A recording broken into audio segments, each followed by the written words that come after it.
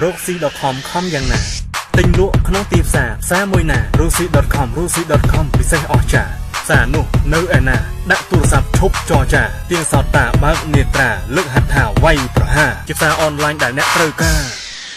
ដូចបាក់សីត្រូវការបាក់សាដូចជាទឹកមច្ឆាត្រូវការកំឡោះកមុំត្រូវការស្នេហាដូចសត្វតូចត្រូវការសត្វស្វាវាមិនដែលដូចអ្នកក្រត្រូវការដុល្លារដូចជាយាយត្រូវការតាដូចជាខ្ញុំវាអត់សង្សារដូចមានតាត្រូវការបៃតាដូចជាវត្តត្រូវការអាចារ្យខុសពីឆ្កែមិនត្រូវការឆ្មាដូចទឹកជ្រោះធ្លាក់លើថ្មដា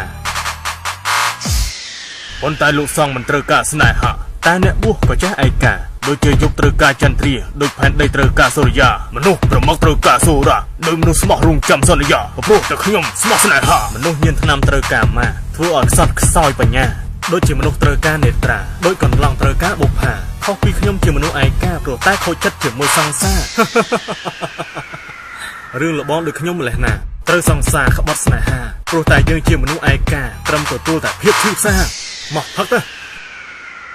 ហើយបើលោកអ្នកត្រូវការផ្សព្វផ្សាយទិញឬក៏លក់សូមចូលទៅកាន់ www.roxy.com